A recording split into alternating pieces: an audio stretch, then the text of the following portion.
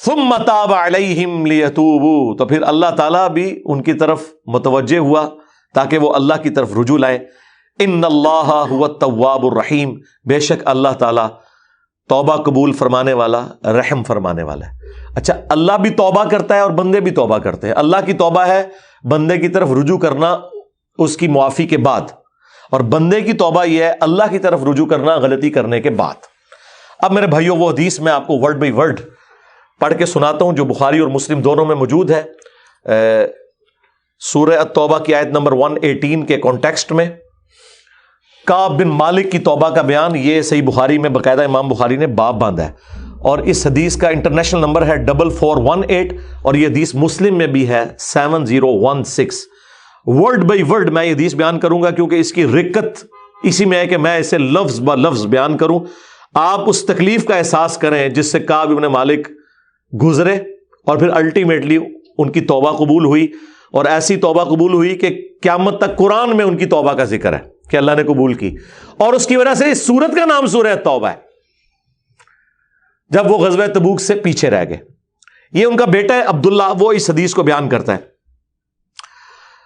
امام بخاری نے چند واسطوں سے ان کے بیٹے سے یہ حدیث لی ہے۔ وہ عبداللہ اور اس بیٹے کا ذکر امام بخاری نے کیا کہ جب کعب رضی اللہ تعالیٰ عنہ نابینا ہو گئے تو ان کے بیٹوں میں سے عبداللہ ہی تھا جو ان کو راستے میں پکڑ کر چلایا کرتا تھا، مسجد تک لے جاتا تھا۔ وہ عبداللہ بیان کرتا ہے کہ میں نے اپنے والد کعب بن مالک سے ان کے غزوہ تبوک میں شریک نہ ہو سکنے کا واقعہ سنا، تو انہوں نے بتایا کہ غزوہ تبوک کے سوا اور کسی غزوہ میں ایسا نہیں ہوا تھا کہ میں رسول اللہ کے ساتھ شریک نہ ہوا ہوں۔ البتہ غزوہ بدر میں بھی میں شریک نہ ہو سکا، لیکن جو لوگ غزوہ بدر میں شریک نہیں ہو سکے ان کے متعلق آپ صلی اللہ علیہ وآلہ وسلم نے کسی قسم کی ناراضگی کا اظہار نہیں فرمایا تھا، کیونکہ وہ آپشنل تھا۔ وہ اب ذکر بھی آ رہا ہے، کیونکہ آپ صلی اللہ علیہ وآلہ وسلم اس موقع پر صرف قریش کے قافلے کی تلاش میں نکلے تھے، لیکن راستے میں اللہ تعالیٰ کے حکم سے کسی پہلی تیاری کے باوجود اللہ تعالیٰ نے ان کو دشمنوں کے ساتھ ٹکروا دیا۔ وہ موجزانہ طور پہ ہوا تھا کیونکہ وہ بدر کے لیے نکلے، ورنہ تو یہ بھی ساتھ شامل ہوتے۔ میں لیلہ عقبہ میں رسول اللہ کی خدمت میں حاضر ہوا تھا، یعنی وہ مدینہ کے لیے جو ہجرت کے لیے جن چند ساتھیوں نے انصار مدینہ نے راہ ہموار کی تھی ان میں یہ شامل تھے، جو نبی الاسلام کی زندگی کا ایک ٹرننگ پوائنٹ تھا، ایک آلٹرنیٹو بیس مل گیا۔ تو کہتے ہیں میں اس رات موجود تھا۔ یہ وہی رات ہے جس میں ہم نے مکہ میں اسلام کے لیے عہد کیا تھا، اور مجھے تو یہ غزوہ بدر سے بھی زیادہ عزیز ہے۔ اوئے خائے خائے، اگرچہ بدر کا لوگوں کی زبانوں پر چرچا زیادہ ہے، میرا واقعہ یہ ہے کہ میں اپنی زندگی میں کبھی اتنا قوی اور اتنا صاحب مال نہیں ہوا تھا جتنا غزوہ تبوک کے موقع پر، جبکہ میں آپ صلی اللہ علیہ وآلہ وسلم کے ساتھ تبوک کے غزوے میں شریک نہ ہو سکا۔ خدا کی قسم، اس سے پہلے کبھی میرے پاس 2 اونٹ بھی جمع نہیں ہوئے تھے، لیکن اس موقع پر میرے پاس 2 اونٹ تھے۔ آپ صلی اللہ علیہ وآلہ وسلم جب کسی غزوے کے لیے تشریف لے جاتے تو آپ ذو معنی الفاظ استعمال کیا کرتے تھے، یعنی کوڈ ورڈز جن کے 2 معنی بنتے ہیں۔ وہ بخاری مسلم میں آیا کہ نبی الاسلام کہتے تھے کل ہم مشرق کی طرف جائیں گے، اور صحابہ کہتے ہیں ہم سمجھتے تھے کہ ہم نے مغرب کی طرف جانا ہے تاکہ جو منافقین ہیں وہ ہماری خبر لیک نہ کر سکیں۔ لیکن غزوہ تبوک وہ موقع تھا کہ گرمی بڑی سخت تھی، سفر بہت لمبا تھا، ریگستانی سفر تھا، اور دشمن کی فوج بھی کثرت سے تھی، رومن امپائر، 700 کلومیٹر ریگستانی سفر، تمام مشکلات سامنے تھیں۔ اس لیے آپ صلی اللہ علیہ وآلہ وسلم نے مسلمانوں سے اس غزوے کے متعلق بہت تفصیل کے ساتھ بتا دیا تھا۔ یعنی یہ ظاہر ایک مشکل وقت تھا تو حضور نے کھول کے بیان کیا کہ بھائی ادھر ہی جا رہے ہیں، یعنی مطلب یہ ہے کہ جو یہ نعرے لگاتا ہے نا کہ غلامی رسول میں موت بھی قبول ہے اور ٹکٹ کٹا لے اپنا، تاکہ اس کے مطابق پوری طرح تیاری کر لیں۔ چنانچہ آپ صلی اللہ علیہ وآلہ وسلم نے اس کی سمت بھی نشاندہی کر دی جدھر سے آپ کا جانے کا ارادہ تھا۔ مسلمان بھی آپ علیہ السلام کے ساتھ بہت زیادہ تھے، اتنے کہ کسی رجسٹر میں سب کے ناموں کا لکھنا بہت مشکل تھا۔ کعب کہتے ہیں کہ کوئی بھی شخص اگر اس غزوے میں شریک نہ ہونا چاہتا تو وہ خیال کر سکتا تھا کہ اس کی غیر حاضری کا کسی کو پتہ نہیں چلے گا سوائے اس کے کہ اس کے متعلق وحی نازل ہو۔ تو حضرت کعب کا کیا عقیدہ تھا کہ نبی علیہ السلام ان کے صحابہ کے پاس علم غیب نہیں تھا جب تک کہ اللہ تعالیٰ وحی کے ذریعے نہ بتا دے۔ تو باب شاہی کوئی نہیں، ہاں ایسے میں بولا کہ نہ بولا، میرے نبی سا ہے ہی کوئی نہیں، تیرے باب شاہی کوئی نہیں۔ اور یہ عقیدہ صحابہ کا کہ علم غیب یہ ہے کہ اللہ بتائے۔ آپ صلی اللہ علیہ وآلہ وسلم جب اس غزوے کے لیے تشریف لے جا رہے تھے تو پھل پکنے کا زمانہ تھا اور سایہ میں بیٹھ کر لوگ آرام کرتے تھے. اچھا دیکھیں اللہ کی آزمائش کہ پھل پک کے تیار ہو جائے تو آپ نے ٹائملی اتارنا ہے. اگر آپ نے نہیں اتارا تو وہ تو آپ کی پورے سال کی اکانومی اس سے وابستہ ہے. اللہ نے عین اس ٹائم پہ آزما لیا کہ ٹھیک ہے اب تم نبی کے ساتھ جاؤ. اب بعد میں بھی بھوک نظر آ رہی ہے. کہتے ہیں لوگ بیٹھ کے نا چوراہوں پہ یہی باتیں کرتے تھے. آپ صلی اللہ علیہ وآلہ وسلم بھی تیاریوں میں مصروف تھے اور آپ کے ساتھ مسلمان بھی. لیکن میں روزانہ سوچا کرتا تھا کہ کل سے میں بھی تیاری کروں گا. وہی جو آج کہتے ہیں جی کل تو انشاءاللہ داڑھی بھی رکھ لینی ہے, بس میرے بچیوں کے ہاتھ پیلے ہو جائیں تو میں تو مسجد میں ہی بیٹھا رہوں گا. یہ وہی چیز ہے, یہ ہر انسان پہ اسے طول عمل کہتے ہیں, لمبی امیدیں لگانا. میں روزانہ اسے ٹالتا رہا. مجھے اس کا یقین تھا کہ میں تیاری کر لوں گا, مجھے آسانیاں میسر تھی. یوں ہی وقت گزرتا رہا اور آخر لوگوں نے اپنی تیاریاں بھی مکمل کر لی اور آپ صلی اللہ علیہ وآلہ وسلم مسلمانوں کو ساتھ لے کر روانہ بھی ہو گئے. اس وقت تک میں نے کوئی تیاری نہیں کی تھی. اس موقع پر میں نے اپنے دل کو یہی سمجھایا کل یا پرسوں تک تیاری کر لوں گا, پھر لشکر سے تیزی سے جا کر مل جاؤں گا. کوچ کے بعد دوسرے دن بھی میں نے تیاری کے لیے سوچا لیکن کچھ نہ ہو سکی. پھر تیسرے دن سوچا اور اس دن بھی کوئی تیاری نہ ہو سکی. اور یوں وقت گزرتا گیا اور اسلامی لشکر بہت آگے بڑھ گیا. غزوہ میں میرے شرکت کے لیے بات اب دور کی بات ہو گئی اور میں یہی ارادہ کرتا رہا کہ یہاں سے چل کر اب ان تک نہیں پہنچ سکوں گا. تھیندے تھیندے تھی گیا. کاش میں نے ایسا کر لیا ہوتا لیکن یہ میرے نصیب میں نہیں تھا. اچھا جرم ہو جانے کے بعد آپ یہ کہہ سکتے ہیں میری تقدیر میں یہ لکھا تھا, پہلے نہیں. ہاں وہ تو پھر اللہ پہ آپ بہتان مان دیں گے نا کہ میں نماز اس لیے نہیں پڑھ رہا کہ اللہ نے میرا مقدر کیا ہے کہ میں اگلی نماز نہ پڑھوں نہ. ہاں بعد میں آپ کہہ سکتے ہیں کہ میری تقدیر میں لکھا تھا کہ میں اتنا بدبخت ہوں کہ میں نماز چھوڑوں گا, اور وہ چھوڑوں گا اپنی مرضی سے. اللہ نے تو اپنے علم سے فورسی کیا. آپ صلی اللہ علیہ وآلہ وسلم کے تشریف لے جانے کے بعد جب میں باہر نکلتا تو مجھے بڑا دکھ ہوتا, اوئے ہوئے, کیونکہ یا تو وہ لوگ نظر آتے تھے جن کے چہروں سے نفاق ٹپکتا تھا. ہاں اب پیچھے رہنے والے تو وہ تھے جو ہے ہی منافقین تھے شکلوں سے, ٹھیک ہے, یا پھر وہ لوگ تھے جنہیں اللہ نے معذور اور ضعیف قرار دے کر معاف کر دیا تھا. وہ سورہ توبہ میں 92 نمبر آیت میں گزرا ہے نا کہ وہ لوگ پھر رسول اللہ سے اس حال میں واپس ہوتے ہیں کہ ان کی آنکھیں آنسوؤں سے تر ہوتی ہیں کہ نہ حضور انہیں کوئی سواری دے سکتے ہیں, غریب لوگ ہیں. اور وہ لوگ بھی جو مریض ہیں ان کو اللہ تعالیٰ نے اس حوالے سے چھٹکارا دے دیا.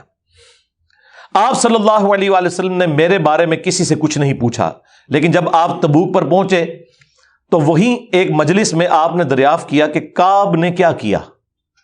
آپ نظروں میں تو تھا نا جی, خاص بندے جو ہوتے ہیں وہ نظروں میں تو ہوتے ہیں.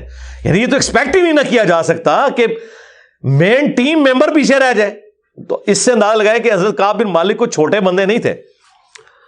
بنو سلمہ کے ایک صاحب نے کہا یا رسول اللہ اس کے غرور نے اسے آنے نہیں دیا. اس پر حضرت معاذ ابن جبل بولے تم نے بری بات کہی. یا رسول اللہ خدا کی قسم ہمیں ان کے متعلق خیر کے سوا اور کچھ معلوم نہیں. تو نبی علیہ السلام نے اس کے جواب میں کچھ نہیں فرمایا. دیکھیں انہوں نے پوری رپورٹ لی ہے پیچھے سے کہ کیا کچھ ہوتا رہا وہاں. اب حضور نے کوئی ورڈنگ دی, ظاہر ہے نبی علیہ السلام کو بھی غصہ تھا.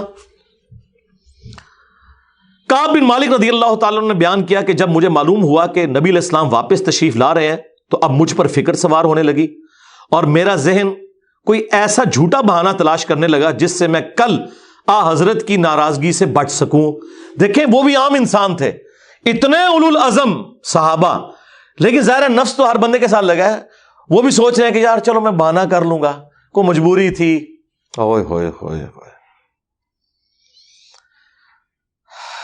اپنے گھر کے ہر عقل مند آدمی سے اس کے متعلق میں نے مشورہ بھی کی, لیکن جب مجھے معلوم ہوا کہ نبی علیہ السلام مدینے سے بالکل قریب آ چکے ہیں تو غلط خیالات میرے ذہن سے بالکل نکل گئے اور مجھے یقین ہو گیا کہ اس معاملے میں جھوٹ بول کر اپنے آپ کو کسی طرح محفوظ نہیں کر سکتا.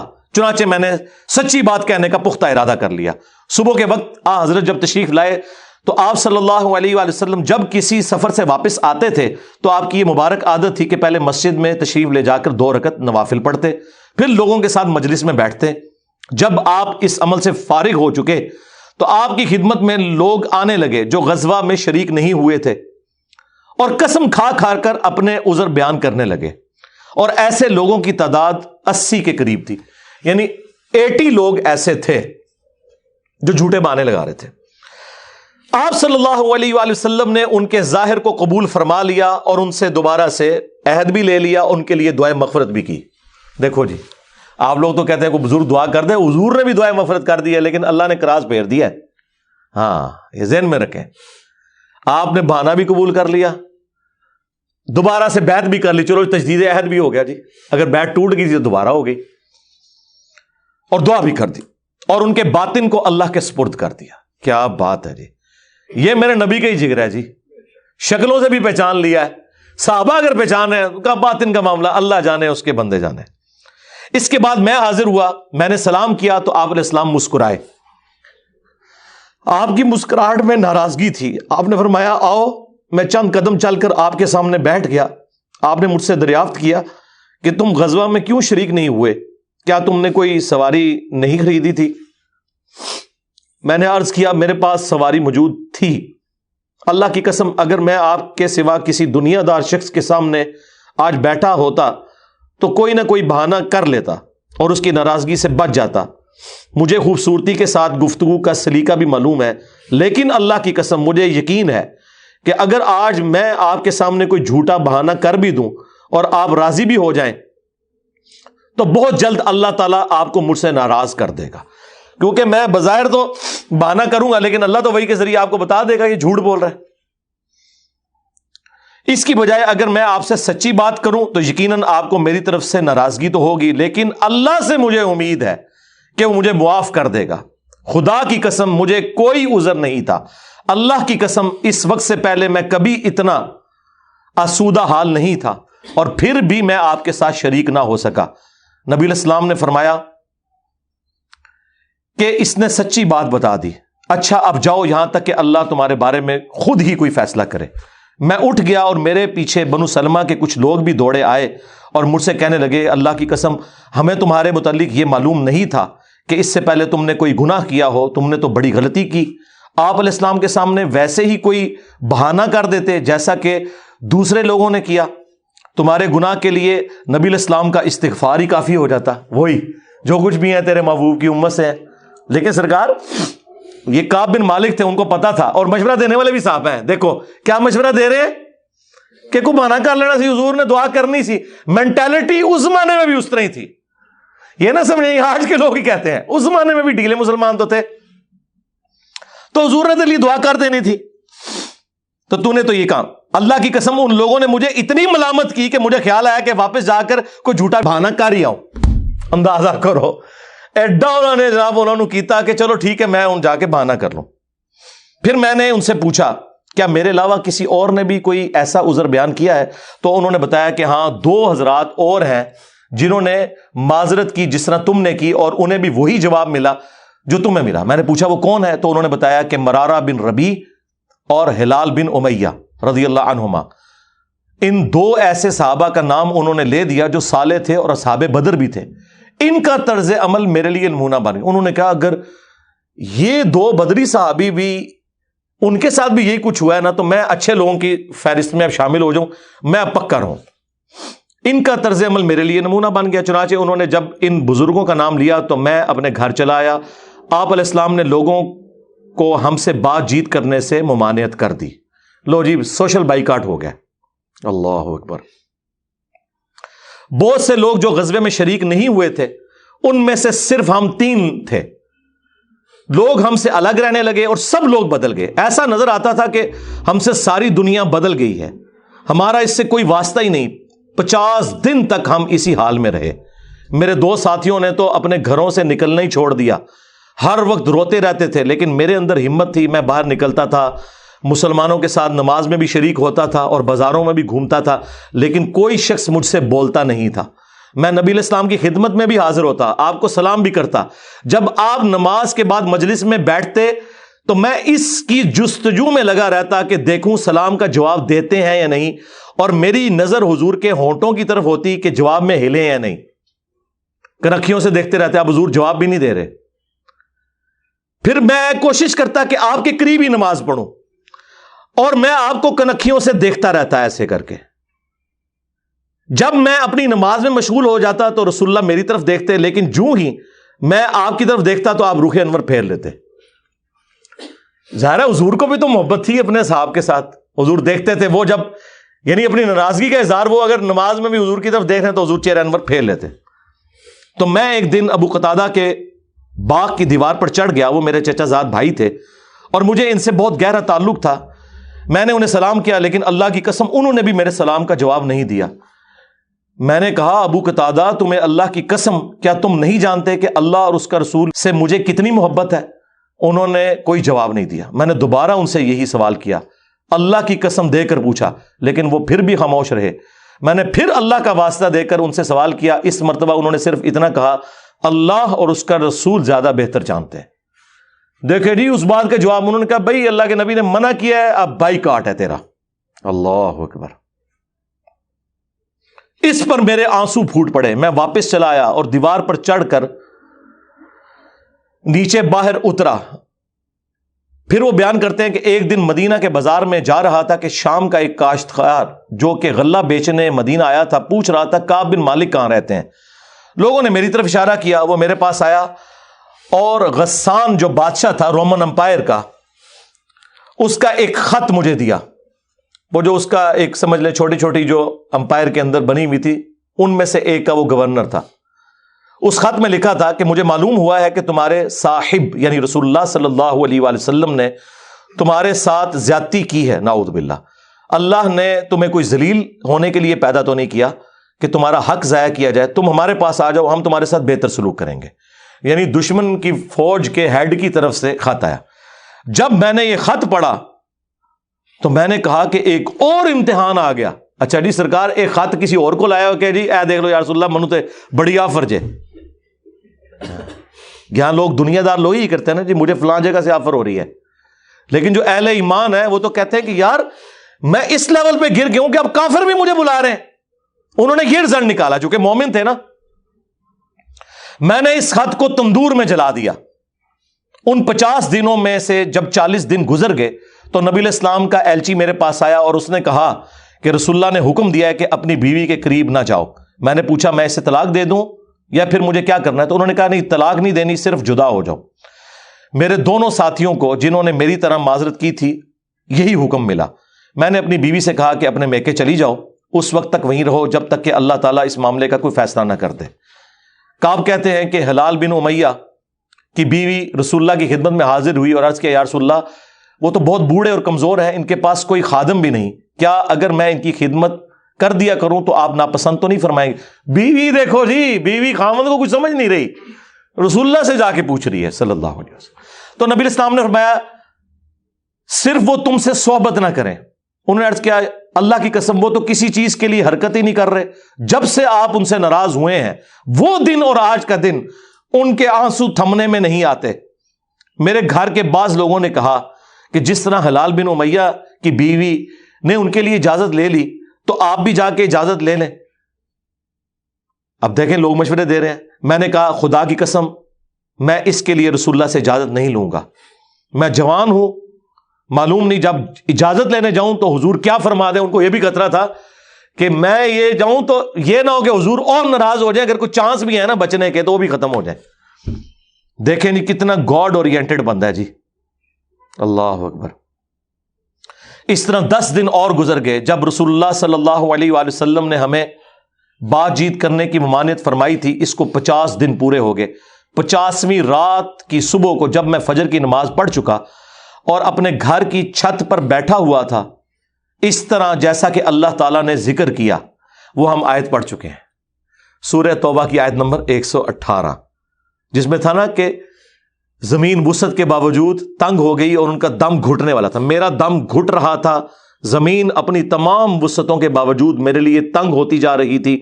میں نے ایک پکارنے والے کی پکار سنی جو سلع کی پہاڑی پر چڑھ کر بلند آواز سے کہہ رہا تھا اے کعب بن مالک تمہیں بشارت ہو, اے کعب بن مالک تمہیں بشارت ہو. انہوں نے بیان کیا کہ یہ سنتے ہی میں سجدے میں گر پڑا اور مجھے یقین ہو گیا کہ اب اللہ کی طرف سے فراخی ہو جائے گی. فجر کی نماز کے بعد رسول اللہ صلی اللہ علیہ وآلہ وسلم نے اللہ کی بارگاہ میں ہماری توبہ کی قبولیت کا اعلان کر دیا. لوگ میرے پاس بشارت دینے کے لیے آنے لگے اور میرے 2 ساتھیوں کو بھی جا کر بشارت دی. ایک صاحب زبیر بن عوام اپنا گھوڑا دوڑاتے ہوئے آئے. ادھر قبیلہ اسلم کے ایک صحابی نے پہاڑی پر چڑھ کر آواز دی اور وہ آواز گھوڑے سے زیادہ تیز تھی. جن صحابی نے پہاڑی سے آواز دی تھی جب وہ میرے پاس بشارت دینے آئے تو میں نے اپنے دونوں کپڑے اتار کر بشارت کی خوشی میں انہیں دے دیے. اللہ کی قسم اس وقت ان 2 کپڑوں کے سوا دینے کے لیے میرے پاس اور کچھ نہ تھا. پھر میں نے ابو قتادہ سے 2 کپڑے ادھارے مانگے اور رسول اللہ کی خدمت میں حاضر ہوا. جوگ در جوگ لوگ مجھ سے ملاقات کرتے جا رہے تھے اور مجھے توبہ کی قبولیت پر بشارت دیتے جا رہے تھے. اللہ کی بارگاہ میں توبہ کی قبولیت مبارک ہو. کعب رضی اللہ تعالیٰ عنہ بیان کرتے ہیں کہ آخر میں مسجد میں داخل ہوا تو رسول اللہ صلی اللہ علیہ وآلہ وسلم تشریف رکھتے تھے. چاروں طرف صحابہ کا مجمع تھا. طلحہ بن عبید اللہ دوڑ کر میری طرف آئے اور مجھ سے مصافحہ کیا اور مبارکباد دی. اللہ کی قسم وہاں موجود مہاجرین میں سے کوئی شخص بھی میرے آنے پر کھڑا نہ ہوا. طلحہ رضی اللہ تعالیٰ عنہ کا یہ احسان میں کبھی نہیں بھولوں گا کہ انہوں نے کھڑے ہو کر میرا استقبال کیا. جب میں نے رسول اللہ کو سلام کیا تو آپ علیہ السلام کا چہرہ مبارک خوشی اور مسرت سے دمک اٹھا. اس مبارک دن کے لیے تمہیں بشارت ہو، اس مبارک دن کے لیے تمہیں بشارت ہو جو تمہاری عمر کا سب سے مبارک دن ہے. واقعی جی اس سے بڑی کوئی مبارک بات نہیں ہو سکتی کسی شخص کے لیے کہ اللہ تعالیٰ اس کی توبہ کی اناؤنسمنٹ کرتے اور پھر قیامت تک قرآن میں وہ آیات پڑھی جائیں. انہوں نے بیان کیا کہ میں نے عرض کیا یا رسول اللہ یہ بشارت آپ کی طرف سے ہے یا اللہ کی طرف سے؟ فرمایا نہیں، اللہ کی طرف سے. اور نبی علیہ السلام جب کسی بات پر خوش ہوتے تو چہرہ مبارک روشن ہو جاتا تھا، ایسے جیسے چاند کا ٹکڑا ہو. آپ کی مسرت ہم چہرہ مبارک سے سمجھ جاتے تھے. پھر جب میں آپ کے سامنے بیٹھ گیا تو عرض کیا یا رسول اللہ اپنی توبہ کی قبولیت کی خوشی میں اپنا مال اللہ اور اس کے رسول کی راہ میں صدقہ کر دوں؟ آپ نے فرمایا لیکن کچھ مال اپنے پاس رکھ لو، یہ زیادہ بہتر ہے. میں نے عرض کیا کہ پھر میں خیبر کا حصہ اپنے پاس رکھ لیتا ہوں. پھر میں نے عرض کیا یا رسول اللہ اللہ نے مجھے سچ بولنے کی وجہ سے نجات دی. اب میں اپنی توبہ کی قبولیت کی خوشی میں آپ سے یہ وعدہ کرتا ہوں کہ جب تک زندہ رہوں گا سچ کے سوا کوئی بات زبان پر نہیں لاؤں گا.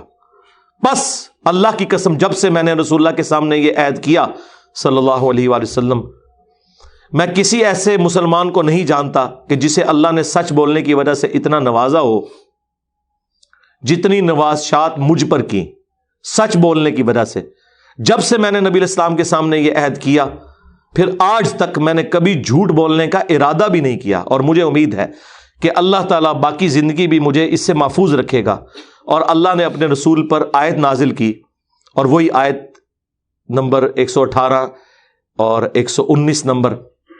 یقیناً اللہ تعالیٰ نے نبی مہاجرین اور انصار کی توبہ قبول کی اور پھر وَكُونُوا مَعَ الصَّادِقِينَ تک. خدا کی قسم اللہ تعالیٰ کی طرف سے اسلام کے لیے ہدایت کے بعد میری نظر میں رسول اللہ کے سامنے سچ بولنے سے بڑھ کر اللہ کا مجھ پر کوئی اور انعام نہیں ہوا کہ میں نے جھوٹ نہیں بولا اور اس طرح اپنے آپ کو ہلاکت سے بچا لیا. جیسا کہ جھوٹ بولنے والے ہلاک ہوئے، نزول وحی کے زمانے میں جھوٹ بولنے والوں پر اللہ تعالیٰ نے اتنی شدید وعید فرمائی جتنی شدید وعید کسی اور کے لیے نہیں تھی. اور وہ سورہ التوبہ کی آیت نمبر 96 کا انہوں نے پھر یہاں پہ حوالہ دیا کہ عنقریب جب تم اے نبی واپس جاؤ گے تو یہ جھوٹے بہانے کریں گے اور اگر تم ان سے راضی بھی ہو جاؤ اللہ تعالیٰ ان سے راضی نہیں ہوگا. کعب کہتے ہیں کہ چنانچہ ہم 3 ان لوگوں کے معاملے سے جدا رہے جنہوں نے رسول اللہ کے سامنے جھوٹی قسمیں کھائی تھیں اور آپ نے ان کی بات مان بھی لی تھی اور ان سے بیعت بھی لے لی اور ان کے لیے دعائے مغفرت بھی کی. ہمارا معاملہ رسول اللہ نے چھوڑ دیا اور اللہ نے خود اس کا فیصلہ کیا اور پھر اللہ تعالیٰ نے یہ آیت نازل کی جو ہم نے یہ پڑھی سورہ التوبہ کی آیت نمبر 118 وَعَلَى الثَّلَاثَةِ الَّذِينَ خُلِّفُوا حَتَّى إِذَا ضَاقَتْ عَلَيْهِمُ الْأَرْضُ بِمَا رَحُبَتْ وَضَاقَتْ عَلَيْهِمْ أَنفُسُهُمْ وَظَنُّوا أَلَّا مَلْجَأَ مِنَ اللَّهِ إِلَّا إِلَيْهِ ثُمَّ تَابَ عَلَيْهِمْ لِيَتُوبُوا إِنَّ اللَّهَ هُوَ التَّوَّابُ الرَّحِيمُ. اس پہ یہ حدیث کنکلوڈ ہوئی.